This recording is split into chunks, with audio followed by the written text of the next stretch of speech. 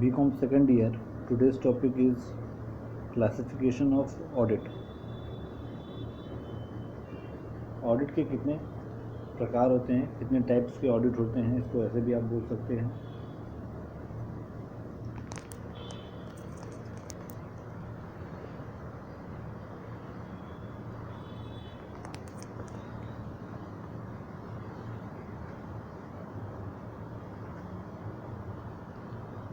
तो इसको एक डायग्राम से हम लोग जानते हैं कि ऑडिट के क्लासिफिकेशन कैसे हम बाइफॉर्केट करते हैं ऑडिट को। एक डायग्राम में शो कर रहे हैं आप, ये वो डायग्राम है जिससे आपको क्लियर होगा ऑडिट कितने तरीके से होते हैं या कितने टाइप्स के होते हैं। चलिए, जैसा कि पहला आप देख रहे हैं क्लासिफिकेशन ऑफ ऑडिट में पहले उसे दो पार्ट में हम डिवाइड कर रहे हैं। पहला है according to the organizational structure of the business और दूसरा है अकॉर्डिंग टू प्रैक्टिकल यूटिलिटी। तो जो पहला है पहले उसको समझते हैं। According to the organizational structure of the business.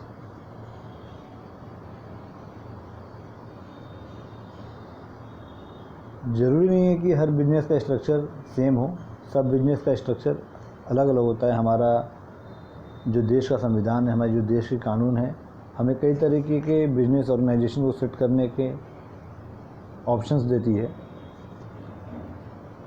जैसे कि एक गवर्नमेंट भी अपनी कंपनी खोलती है, प्राइवेट कंपनी भी अपनी कंपनी खोल सकती है, पब्लिक कंपनी जिसमें पब्लिक का पैसा लगाता है वो भी अपनी कंपनी खोलती है। इसी तरीके से एक सोल प्रोप्राइटरशिप सिर्फ एक अकेला पर्सन कंपनी खोलना चाहे या कोई फर्म खोलना चाहे तो वो अपना ऑर्गेनाइजेशन सेटअप कर सकता है, खोल सकता है। लेकिन सबका जो है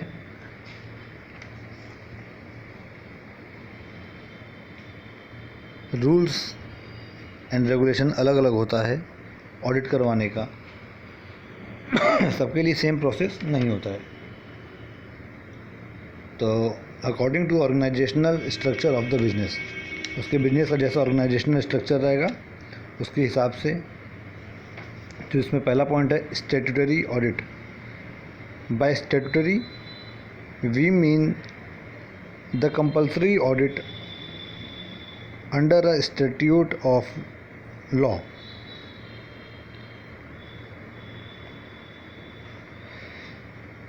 स्टैट्यूटरी ऑडिट मीन्स की कंपल्सरी, स्टैट्यूटरी मीन्स बोल सकते हैं कि आप जो रूल हो, ऐसा ऑडिट जो कि आपका रूल हो, गवर्नमेंट बोलता हो कि आपको कराना ही कराना है, उसे बोलते हैं स्टैट्यूटरी ऑडिट। जिसमें आपके ऊपर एक बाउंडेशन होता है। जैसे कि आपका कोई फर्म है, उसमें आपका टर्नओवर 1 करोड़ के ऊपर है, 1 करोड़ के ऊपर टर्नओवर है आपके फर्म का ईयरली, तो गवर्नमेंट ये बोलता है जिस फर्म का 1 करोड़ टर्नओवर है उसे कंपलसरी अपना ऑडिट कराना पड़ेगा। बिना ऑडिट कराए उसका टैक्स नहीं जमा होगा। अभी आप जीएसटी में जाएंगे, आगे आप पढ़ेंगे भी, इनकम टैक्स में, जीएसटी में इन चीज़ों को पढ़ेंगे। जिस फर्म का 1 करोड़ के ऊपर का टर्नओवर है उसे कंपलसरी ऑडिट करानी ज़रूरी है। तो ये स्टैट्यूट है, ये रूल है कि जिसका टर्नओवर 1 करोड़ रुपये है उसे कराना ही पड़ेगा ऑडिट। तो पहला हो गया स्टैट्यूट ऑडिट, जिसमें कि कंपलसरी है पर्सन को ऑडिट कराना। जो कि नियम है, जो कि गवर्नमेंट का बनाया हुआ रूल है, उसको फॉलो करते हुए अगर आप अपना ऑडिट कराते हैं तो वो कहलाएगा स्टैट्यूटरी ऑडिट, कि जिसमें आप गवर्नमेंट के बनाए हुए रूल को फॉलो कर रहे हैं और ऑडिट करवा रहे हैं अपने ऑर्गेनाइजेशन का, अपने फर्म का, अपने इंस्टीट्यूशन का, जो भी हो। दूसरा है प्राइवेट ऑडिट। प्राइवेट ऑडिट देख रहे हैं कि प्राइवेट ऑडिट जो है 3 तरीके का होता है। प्राइवेट ऑडिट देख रहे हैं, आगे गया एरो नीचे जाके दिखा रहा है, 3 तरीके का होता है प्राइवेट ऑडिट। पहले प्राइवेट ऑडिट क्या होता है ये जान जाइए।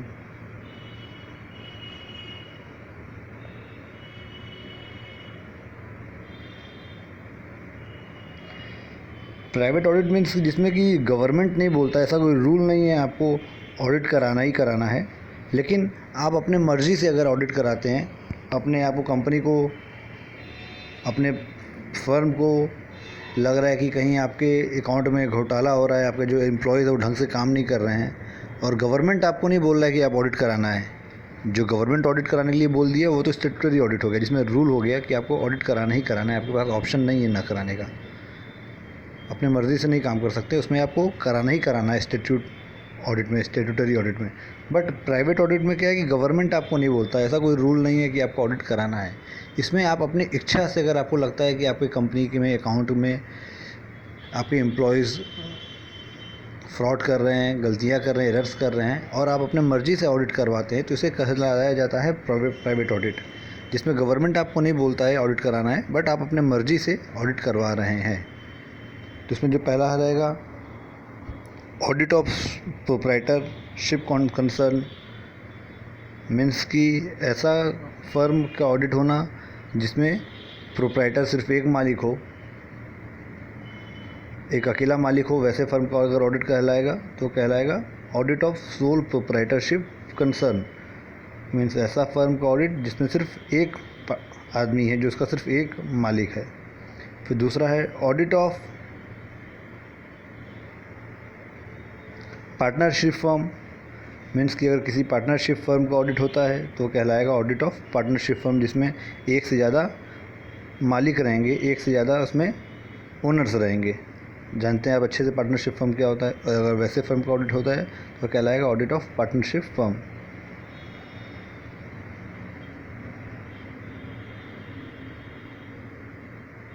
और तीसरा है ऑडिट ऑफ अदर इंडिविजुअल्स। जो पहले के दो पॉइंट थे, audit of sole proprietorship concern और ऑडिट ऑफ पार्टनरशिप फर्म, ये दोनों फर्म के बारे में बात हो रहा था, कंपनी के बारे में बात हो रही थी, फर्म के बारे में बात हो रही थी। पार्टनरशिप फर्म था और सोल प्रोप्राइटरशिप फर्म था। ये तीसरा है audit of other individual, means कि एक व्यक्ति अगर अपना ऑडिट कराना चाहे अपने खर्चे का, इसमें कोई फर्म नहीं है, कोई व्यक्ति अपनी खुद का ही अगर ऑडिट कराना चाहे, जैसे कि किसी का इनकम बहुत ज़्यादा है, कोई एक पर्सन है जो जॉब कर रहा है, जॉब के थ्रू ही वो पैसा बहुत ज़्यादा कमा रहा है, और वो लगता है कि वो साल में 1 करोड़ रुपये उसको जॉब की सैलरी मिलती है, और वो बहुत ज़्यादा खर्चा करता है, और उसे पता नहीं लग पाता कि वो कितना खर्चा किया, कहाँ खर्चा किया, ताकि वो टैक्स ढंग से भर पाए। तो वो अपने पर्सनल, उसका इनकम इतना ज़्यादा है तो वो अपने इनकम का ऑडिट कराता है, एक अकाउंटेंट को हायर करता है जो सिर्फ उसके कमाए हुए पैसे का हिसाब किताब रखता है, कि वो बताता रहता है कि हम आज यहाँ खर्चा किए, डेली के डेली वो इन्फॉर्मेशन देता रहता है कि हम यहाँ खर्चा किए, हम यहाँ खर्चा किए, यहाँ खर्चा किए, हम इस जगह डोनेट किए। और लास्ट में, साल के जब लास्ट में वो इनकम टैक्स पे करता है तो सारे खर्चों को उस इनकम टैक्स में दिखाता है कि उसने कहाँ कहाँ खर्चा किया और वो कितना पैसा सेव किया, तो उसके हिसाब से वो पैसा इनकम का अपने ऊपर टैक्स पे करता है। तो जब एक पर्सन अपना ऑडिट कराए, अपने खर्चे का हिसाब किताब रखे, तो कहलाएगा इंडिविजुअल ऑडिट। नेक्स्ट है, पहला था स्टैट्यूटरी ऑडिट, दूसरा था प्राइवेट ऑडिट, अब तीसरा जो है वो है गवर्नमेंट ऑडिट। गवर्नमेंट ऑडिट क्या होता है? जब गवर्नमेंट अपने डिपार्टमेंट्स का ऑडिट कराए तो वो कहलाता है गवर्नमेंट ऑडिट। इसमें प्राइवेट इंडिविजुअल का कोई रोल नहीं होता। जैसे गवर्नमेंट के बहुत सारे फर्म हैं, गवर्नमेंट में बहुत सारी कंपनियां हैं, पेट्रोल की कंपनियां हैं, भेल है, Bharat heavy electronic limited, HAL है, इसरो है। तो ये सारे जो संस्थान है ये गवर्नमेंट के संस्थान, इसमें प्राइवेट इंडिविजुअल का कोई रोल नहीं है। जब गवर्नमेंट अपने संस्थानों का ऑडिट कराता है तो वो कहलाता है गवर्नमेंट ऑडिट। तो इन ऑडिट को करने के लिए गवर्नमेंट एक अलग से एक अपना ऑर्गेनाइजेशन बना के रखा हुआ है कि जो कि सिर्फ गवर्नमेंट फर्म्स का ऑडिट करता है, जिसे हम लोग बोलते हैं comptroller and auditor general of India. जो डिपार्टमेंट होता है, एक ऑडिट डिपार्टमेंट है, ये गवर्नमेंट का ऑडिट डिपार्टमेंट है जो सिर्फ गवर्नमेंट के फर्म्स का ऑडिट करता है। जैसे गवर्नमेंट के जो फर्म है, पेट्रोलियम कंपनी है गवर्नमेंट के, बहुत सारे प्राइवेट फर्म्स भी हैं जैसे कि रेलवे है, ये गवर्नमेंट का ही कंपनी है। तो रेलवे का ऑडिट करने के लिए इस तरीके से और भी जो गवर्नमेंट के फर्म्स हैं, कंपनियां हैं, ऑर्गेनाइजेशंस हैं, उनका ऑडिट करने के लिए गवर्नमेंट ने एक अलग से ऑर्गेनाइजेशन बना के रखा हुआ है। उस ऑर्गेनाइजेशन को बोलते हैं the controller and auditor general of India.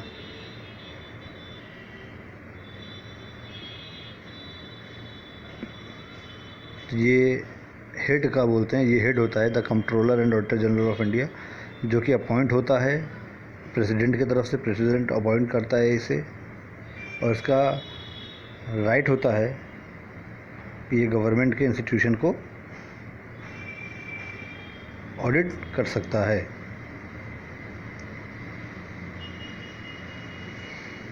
और लास्ट है इसमें इंटरनल ऑडिट।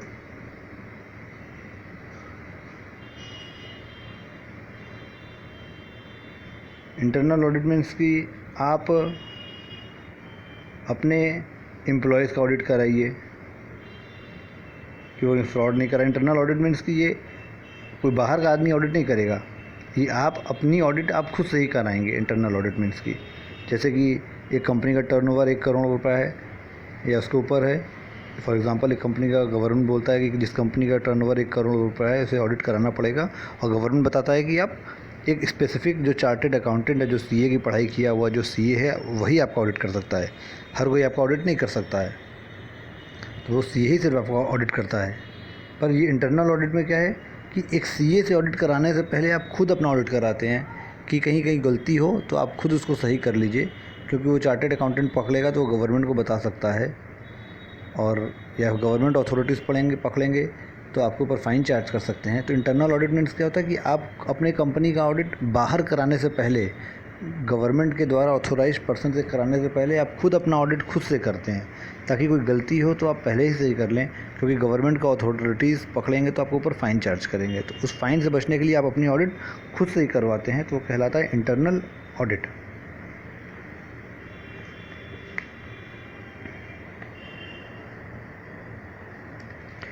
फिर दूसरा है, पहला था according to the organizational structure of business, दूसरा जो है according to practical utility.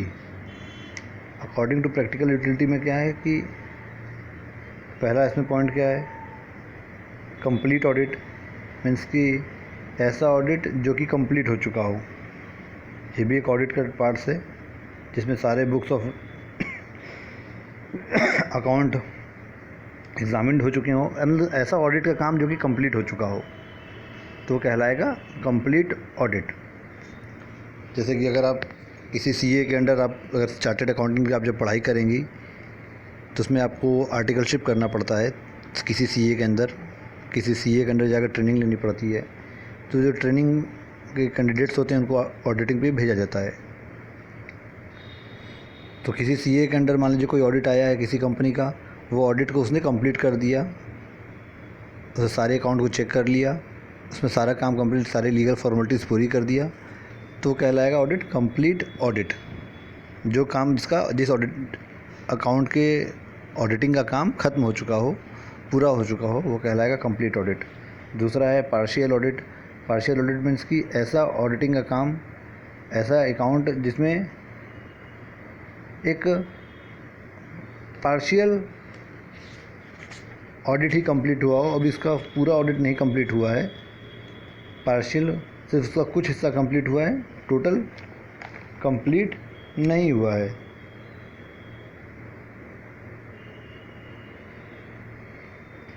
But जो नेक्स्ट है कंटिन्यूअस ऑडिट। कंटिन्यूअस ऑडिट और पार्शियल ऑडिट में देखिए एक डिफरेंस है। पार्शियल ऑडिट में क्या होता है कि आपको पूरे बुक्स ऑफ अकाउंट का जिम्मा मिला ही नहीं होता है, आपको सिर्फ एक स्पेसिफिक पार्ट को ही ऑडिट करना पड़ता है। कंप्लीट ऑडिट मीन्स कि आपको सारे एक कंपनी के सारे बुक्स ऑफ अकाउंट का ऑडिट करना है। पार्शियल ऑडिट मीन्स कि सिर्फ उसको, जैसे कि आपको उसके कैश का ऑडिट करना है कि कितना कैश आया कितना कैश गया, इसकी ऑडिट करनी है। कितना सेल हुआ, कितना परचेज़ हुआ, कितना टैक्स जमा हुआ, आपको इससे मतलब नहीं है। सिर्फ आपको उससे कैश कितना आया और कैश कितना गया, इसकी ही ऑडिट करनी होती है। कंटिन्यूअस ऑडिट क्या है? ऐसा ऑडिट जो कि अभी ख़त्म नहीं हुआ, जो भी चल रहा है। जैसे कि अगर आपको पूरे बुक्स ऑफ अकाउंट को अगर ऑडिट करना है, किसी ऑर्गेनाइजेशन का सेल, परचेज़, कैश कितना आया, कैश कितना गया, हर एक चीज़ को आपको ऑडिट करना है। और अभी आपने कुछ ऑडिट किया है अकाउंट्स को भी कुछ अकाउंट्स को करना बाकी है, जिनको आप कर रहे हैं, तो कहलाएगा कंटिन्यूअस ऑडिट।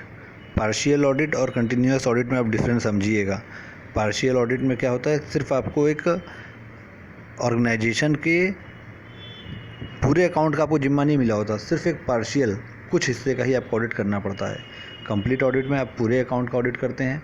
पार्शियल ऑडिट में सिर्फ उसके कैश डिपार्टमेंट का जैसे ऑडिट का जिम्मा मिला आपको, तो कहलाएगा आपको पार्शियल ऑडिट कहलाएगा। सिर्फ आपको सेल्स डिपार्टमेंट का ऑडिट करने का जिम्मा मिला तो पार्शियल ऑडिट कराएगा कि आपको सिर्फ पार्शियल ऑडिट का ही जिम्मा मिला है ऑडिट करने के लिए। और कंटिन्यूअस ऑडिट मीन्स कि जैसे कि आपको जो भी आपको जिम्मेदारी मिला है वो उसकी ऑडिट अभी चल रही हो, पूरी ना हुई हो। जैसे अगर आपको किसी ऑर्गेनाइजेशन के पूरे बुक्स ऑफ अकाउंट को ऑडिट करने का मिला है, आपने उसको शुरू किया, अभी ख़त्म नहीं हुआ, वो ऑडिटिंग अभी चल ही रही है, तो कहलाएगा कंटिन्यूअस ऑडिट। पीरियोडिकल ऑडिट क्या होता है? फिर नेक्स्ट है periodical audit. Periodical audit means कि जब आपको एक स्पेसिफिक पीरियड के बीच का ऑडिट मिला हो तो कहलाएगा पीरियोडिकल ऑडिट। जैसे कि अगर आपको दिया गया हो 1 जुलाई 2000 1 अप्रैल 2019 से लेके 31 मार्च 2020 तक का आपको ऑडिट करना है किसी कंपनी के अकाउंट का, तो ये कहलाएगा पीरियोडिकल ऑडिट कि एक स्पेसिफिक टाइम पीरियड के बीच का ही आपको ऑडिट करना है, उसके पहले का नहीं करना है, आपको उसके बाद का नहीं करना है। जिसमें एक टाइम पीरियड फिक्स हो कि इतने दिन का ही आपको ऑडिट करना है, इतने मंथ का ही आपको ऑडिट करना है, उसको ऊपर ना उसके नीचे, तो कहलाएगा पीरियोडिकल ऑडिट। नेक्स्ट है आपका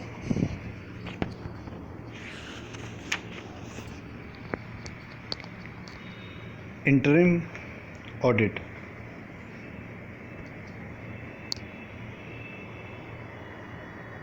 नॉर्मली हम लोग का क्या होता है, फाइनेंशियल ईयर जो हम लोग हमेशा जानते हैं, अभी आप इनकम टैक्स में पढ़ेंगे भी आप, कि जो नॉर्मली फाइनेंशियल ईयर हुआ होता है हम लोग का 1 अप्रैल से लेके 31 मार्च तक का हम लोग का फाइनेंशियल ईयर होता है। नॉर्मली ऑडिट भी जो है आपका 1 अप्रैल से लेकर 31 मार्च तक का 1 साल का ही ऑडिट होता है। बट ड्यू टू किसी रीज़न के कारण, ड्यू टू एनी सर्कमस्टेंसेस, अगर आपको पूरे साल के ऑडिट ना करा के सिर्फ कुछ महीनों का ही ऑडिट कराना पड़ जाए तो कहलाएगा पीरियोडिकल ऑडिट। सॉरी, वो कहलाएगा इंटरिम ऑडिट। मीन्स कि जैसे कि मान लीजिए आप कोई कंपनी, किसी कंपनी को आपने बनाया 1 अप्रैल 2020 को, 1 अप्रैल 2020 को किसी कंपनी को बनाया, इसका नॉर्मली ऑडिट गवर्नमेंट जो बोलता है साल के अंत में होना चाहिए था, लेकिन अभी आपको 5-6 महीना हुआ काम किए और आपकी कंपनी को लॉस होने लगा, आपको लगता है कंपनी अब आपको बंद कर देना चाहिए, तो अब क्या है कि इंटरिम ऑडिट आपको कराना पड़ेगा बीच में। या मान लीजिए आपको कंपनी बंद भी नहीं कराना है, लेकिन कोई पार्टनर छोड़ के जा रहा है, तो जब पार्टनर को छोड़ के जाता है तो उसके लिए उसका हिसाब किताब करने के लिए आपको ऑडिट करना पड़ा, और क्या उसका हिसाब किताब बन रहा है वो चेक करना पड़ा। तो आपको वो पार्टनर जो छोड़ के जा रहा है उसके लिए आपको इंटरिम ऑडिट करानी पड़ेगी। कि जैसे कि आपने 1 अप्रैल से कंपनी को स्टार्ट किया, आज जो है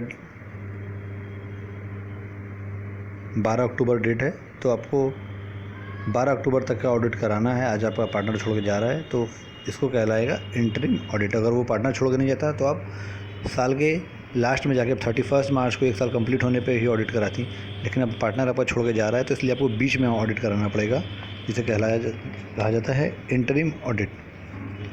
उसके बाद नेक्स्ट है कैश ऑडिट।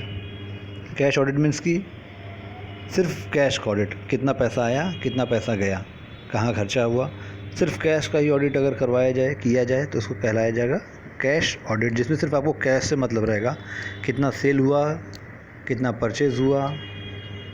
अगर वो कैश सेल परचेज़ हुआ है तो वो आपका पार्ट रहेगा। अगर उधार किसी ने ख़रीदा है, उधार किसी से दिया गया है, तो वो सबसे आपको मतलब नहीं रहेगा। कितना कैश आया कंपनी में, कितना कैश गया, कहाँ से कैश आया और कहाँ से कैश गया।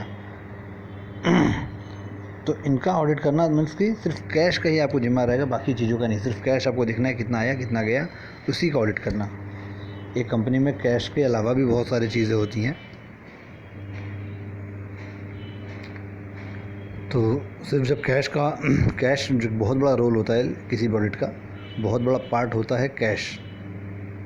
तो जब आप सिर्फ कैश का अगर आप देख रेख कर रहे हैं, कैश का ऑडिट करें, तो कहलाएगा कैश ऑडिट, जिसमें सिर्फ आपको कैश से मतलब रहेगा, किसी और चीज़ से मतलब नहीं रहेगा। नगद पैसा कितना आया और गया नगद। नेक्स्ट है cost audit. Cost audit means कि आपका जो लागत लग रहा है किसी प्रोडक्ट को बनाने में, जिसे आप बना रहे हैं, उसके कॉस्ट का ऑडिट करना कि आखिर कॉस्ट कहाँ कहाँ लग रहा है, इसको कैसे कम किया जा सकता है। इन चीज़ों का ऑडिट करना तो कहलाएगा वो कॉस्ट ऑडिट। कि मीन्स क्या क्या रॉ मटेरियल लग रहा है, कितना लेबर लग रहा है, उसमें कितना ट्रांसपोर्टेशन खर्चा लग रहा है, उस कॉस्ट को उस प्रोडक्ट को बनाने में जो खर्चे लग रहे हैं उसको हम कैसे कम कर सकते हैं, ये कहलाएगा कॉस्ट ऑडिट। मीन्स उसके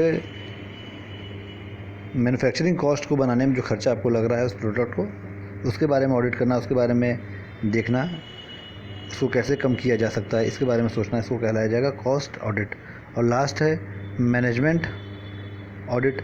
मैनेजमेंट ऑडिट मीन्स कि अपने कंपनी के मैनेजमेंट को, एम्प्लॉयज़ जो हैं टॉप लेवल के, कि वो सही से डिसीजन ले रहे हैं कि नहीं ले रहे हैं, कंपनी पे ध्यान दे रहे हैं कि नहीं दे रहे हैं, उनके परफॉर्मेंस को ऑडिट करना, उनके वर्किंग कल्चर को ऑडिट करना, उनके किए गए कामों को, उनके लिए गए डिसीजंस को ऑडिट करना कि वो जो डिसीजन लिए वो सही हुआ कि नहीं, कंपनी के लिए फ़ायदा दिया कि नहीं दिया, कंपनी का सेल्स बढ़ाया कि नहीं बढ़ाया, कंपनी का प्रॉफिट बढ़ाया कि नहीं बढ़ाया। अगर मेरे लिए गए डिसीजन से कंपनी को लॉस हो रहा है तो अपने मैनेजमेंट को चेंज करेंगे ताकि कंपनी को फ़ायदा हो सके, लॉस ना हो। तो जो मैनेजमेंट है उनकी ऑडिट करवाना तो कहलाएगा मैनेजमेंट ऑडिट। जो टॉप लेवल के एम्प्लॉयज़ है, जो डिसीजन ले रहे हैं, जो डिसीजन मेकिंग काम करते हैं, वो कहलाएगा management audit. These are all things in the classification of audit. देखिए, ज़रूरी नहीं है कि ऑडिट में जो है क्लासिफिकेशन ऑफ ऑडिट या टाइप्स ऑफ ऑडिट हर बुक्स में एक ही जैसा दिया हो सकता है आपके पास कोई बुक हो उसमें कुछ अलग ढंग से ऑडिट दिया होगा, क्लासिफिकेशन ऑफ ऑडिट, तो आप उसके हिसाब से भी आप लिख सकती हैं, पढ़ सकती हैं, तो वो भी गलत नहीं होगा। तो आपके पास जो भी बुक है उसमें अगर किसी और तरीके से ऑडिटिंग के बारे में दिया गया है तो आप उसको उस तरीके से याद कर सकती हैं और एग्ज़ाम में लिख सकती हैं, वो कहीं से गलत नहीं होगा। आज के इतना काफ़ी है क्लासिफिकेशन ऑफ ऑडिट में।